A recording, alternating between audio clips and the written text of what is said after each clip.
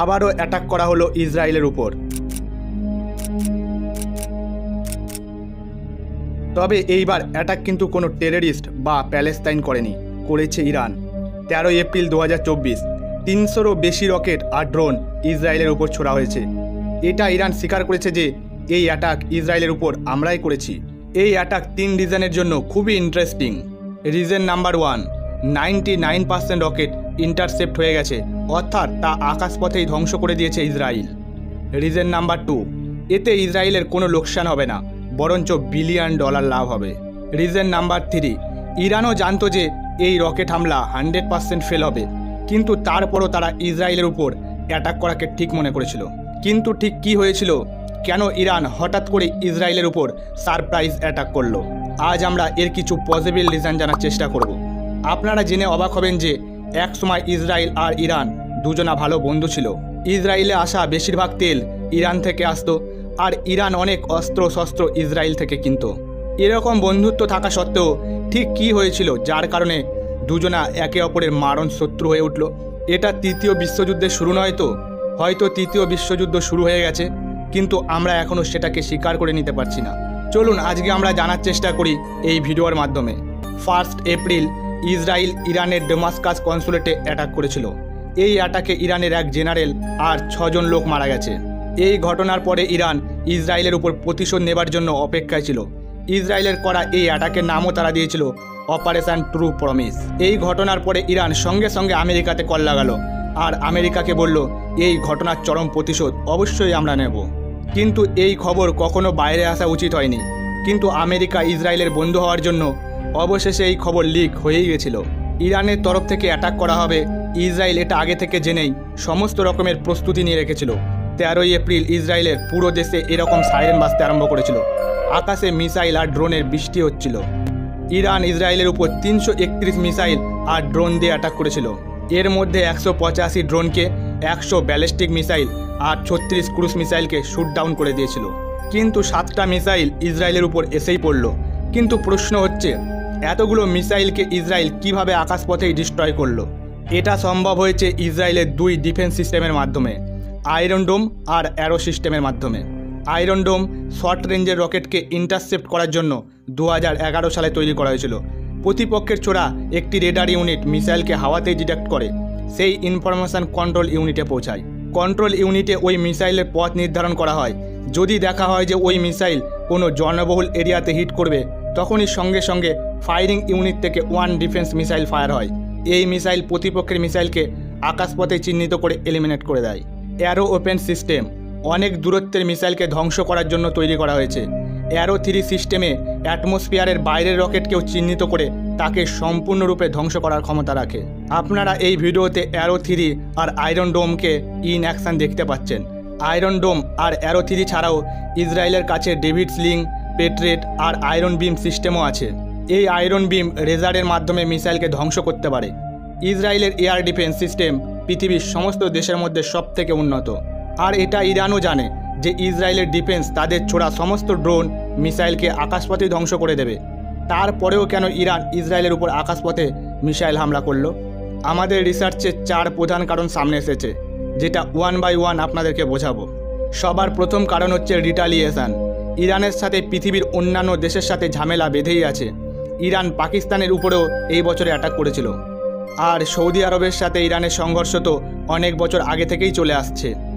আজ যখন Israel air স্ট্রাইকের মাধ্যমে ইরানের জেনারেলকে মেরেছিল, 2022 সালে আমেরিকাও ঠিক এরকমভাবে কাসিম সুলেমানিকে ড্রোনের সাহায্যে মেরেছিল। এরপর ইরান চুপ করে বসেছিল না। 7 অক্টোবর হামাসের অ্যাটাকের পর ইরান ইউএস ফোর্সের উপর 150 বার হামলা করেছিল।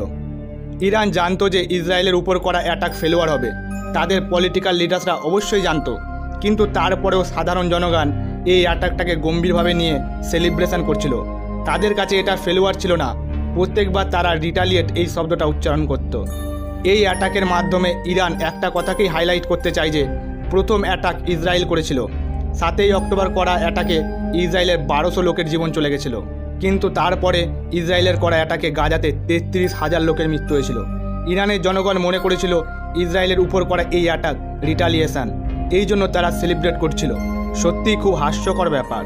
দ্বিতীয় কারণ হচ্ছে অ্যাক্সিস অফ রেজিস্ট্যান্স। এই অ্যাটাক ইসরায়েলের উপর ইরানের ডিরেক্ট করা অ্যাটাক, কিন্তু এর মানে এই নয় যে ইরান ইসরায়েলের উপর এর আগে কোনো অ্যাকশন নেয়নি। ইসরায়েলের সাথে ইরান যুদ্ধ তো করে, কিন্তু সেটা প্রক্সিসের মাধ্যমে। গাজাতে হামাস, লেবানিয়ানে হাজমুল্লাহ, জামানে হুতি আর ইরাকে কিছু সিরিয়া গ্রুপ, এরা সবাই ইরান থেকে অর্ডার নেয়। এই নেটওয়ার্ককে অ্যাক্সিস অফ রেসিস্ট্যান্স বলা হয়। আপনারা কখনো ভেবে দেখেছেন ইসরায়েলের সাথে লড়ার জন্য হামাস এত টাকা, এত অস্ত্রশস্ত্র কোথা থেকে পাচ্ছে? ইরান আর ইসরায়েলের মধ্যে সংঘর্ষে ইরান কিন্তু কখনো ইসরায়েলের উপর ডিরেক্ট আক্রমণ করে না, লুকিয়ে লুকিয়ে প্রক্সিসের মাধ্যমে অ্যাটাক করে। কিন্তু 13ই এপ্রিল 2024-এ যে অ্যাটাক করা হয়েছে, একমাত্র এই অ্যাটাকেই ওপেনলি রেসপন্সিবিলিটি ইরান নিয়েছে। সাধারণত ইরানের চারিদিকে ছড়িয়ে থাকা নেটওয়ার্কের মাধ্যমেই ইরান ইসরায়েলের উপর অ্যাটাক করে থাকে। থার্ড রিজন হচ্ছে আমেরিকাকে ওয়ার্নিং। কেউ কখনো চায় না দুই দেশের মধ্যে যুদ্ধ হলে অন্য কোনো দেশ প্রতিপক্ষকে সাহায্য করে। এই জন্য রাশিয়া ওয়ার্নিং ইস্যু করেছে। পুতিন বলেছে, we will not seat and do nothing if Biden support Israel. Russia সবসময় ইরানকে সহায়তা করে। রাশিয়ার সাথে ইরানের খুবই ভালো সম্পর্ক আছে। রাশিয়া ইরানকে অনেক মিসাইল, ড্রোন, অস্ত্রশস্ত্র প্রদান করে থাকে। রাশিয়া আমেরিকাকে সাবধান করে দিয়েছে যে এই যুদ্ধে যেন আমেরিকা ইসরায়েলের কোনো সহায়তা না করে। যদি আমেরিকা ইসরায়েলের সহায়তা করে, তাহলে রাশিয়াও ইরানের সাথে মিলে আমেরিকা আর ইসরায়েলের উপর অ্যাটাক করবে। আর ইরানও এটাই চায় যে আমেরিকা ইসরায়েলের সহায়তা করুক, তাহলে রাশিয়া তাদের সাথে দুই দেশের উপর অ্যাটাক করবে। আপনারা শুনে অবাক হবেন, 1979 সালের আগে ইরান আর ইসরায়েল দুজনা একে অপরের ভালো বন্ধু ছিল। তখন ইরান এরকম দেখতে ছিল। রেজার শাহ ইরানের রাজা ছিল। সে ইরানের সিস্টেমে কিছু আপডেট নিয়ে এসেছিল। ইরানের মহিলাদের সম্পূর্ণ স্বতন্ত্র স্বাধীনতা দেওয়া হয়েছিল। পাবলিকে হিজাম পরাও ব্যান ছিল। তাদের শিক্ষা দেওয়ার জন্য উৎসাহিত করা হতো। আমেরিকাও ইরানকে সম্পূর্ণ সাপোর্ট করত তাদের অয়েল সাপ্লাই করার জন্য। কিন্তু 1979 সালের মার্চে অনুষ্ঠিত ইসলামী প্রজাতন্ত্রের গণভোটের পর, যেখানে 98% ইরানি ভোটার দেশটিকে একটি ইসলামী প্রজাতন্ত্রে স্থানান্তরিত করেছিল। আয়াতুল্লাহ খোমেনি 1979 সালের ডিসেম্বরে ইরানের সর্বোচ্চ নেতা হিসাবে আবির্ভূত হন। ইরান হচ্ছে শিয়া মুসলিমদের দেশ আর সৌদি আরব হচ্ছে সুন্নি মুসলিমদের দেশ। যেহেতু পুরো দেশে মুসলিম লীগের লিডারশিপ সৌদি আরবে সুন্নিদের হাতে, শিয়া আর সুন্নি দুইজনের মধ্যে মতবিরোধ আছে। আর ইরান চায় পুরো দেশে মুসলিম লীগের লিডারশিপ ইরান হবে। তাই সে নানা রকম পরিকল্পনা করার চেষ্টা করে, আর তার পরিকল্পনা মাফিক গাজার সাথে ইসরায়েলের সংঘর্ষ বাঁধিয়ে দেয়। গাজাকে সমস্ত রকমের সাপোর্ট ইরান করেছে।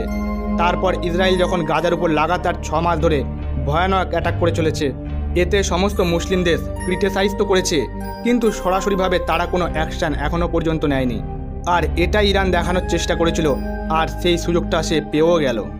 এখানে ইসরায়েলের উপর মিসাইল ছোড়া হলেও টার্গেট কিন্তু সৌদি আরবের পজিশন ছিল। আপনাদের কি মনে হয় এখানের মধ্যে কোন রিজনটা ইরানের আসল রিজন ছিল? আপনারা কমেন্টসে অবশ্যই জানাবেন, বা অন্য কোনো রিজন থাকতে পারে আমাদের অবশ্যই কমেন্টসে জানাবেন। চলুন আগে যাওয়া যাক। আপনাদেরকে ভিডিও শুরু হওয়ার আগেই বলেছিলাম এতে ইসরায়েলের কোনো লোকসান হবে না, বরঞ্চ তাদের আরও প্রফিটই হবে। কিন্তু এটা কিভাবে?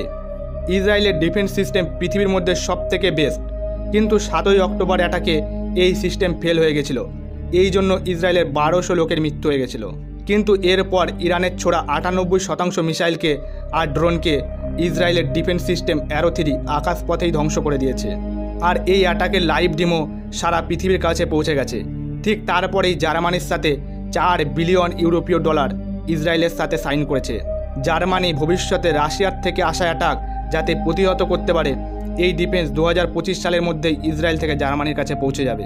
আর এর সাথে সাথেই ইসরায়েলের কাছে সমস্ত কিছু পরিষ্কার হয়ে গেল যে ইরান ডিরেক্ট ইসরায়েলের উপরেও আক্রমণ করতে পারে। এক্সপার্ট মানে যে এটা ইসরায়েল আর আমেরিকার কাছে সুযোগ হয়ে গেল ইরানের নিউক্লিয়ার প্রোগ্রামকে ডিস্ট্রয় করার জন্য। জুলাই 2015-তে ইরানের সাথে চুক্তি হয়েছিল নিউক্লিয়ার প্রোগ্রাম করার। ইরান প্রমিস করেছিল এই নিউক্লিয়ার শুধুমাত্র শান্তির জন্যই ব্যবহার করবে, কিন্তু আজ গোটা দেশ তার উল্টো জিনিস দেখতে পাচ্ছে। বর্তমানে ইরান নিউক্লিয়ার প্রোগ্রাম সাকসেস হবার একদম কাছেই চলে এসেছে। এটাই আমেরিকা ও ইসরায়েলের কাছে দারুণ সুযোগ ইরানের এই নিউক্লিয়ার প্রোগ্রামকে ধ্বংস করার জন্য। তো যাই হোক, এরপরে কি হবে তা তো সময় বলবে, কিন্তু বর্তমানে এটা পরিষ্কার যে ইসরায়েল আর ইরানের মধ্যে যে শ্যাডো সংঘর্ষ ছিল সেটা কিন্তু আর শ্যাডো রইল না। এখন তারা সামনাসামনি একে অপরের উপর অ্যাটাক করছে।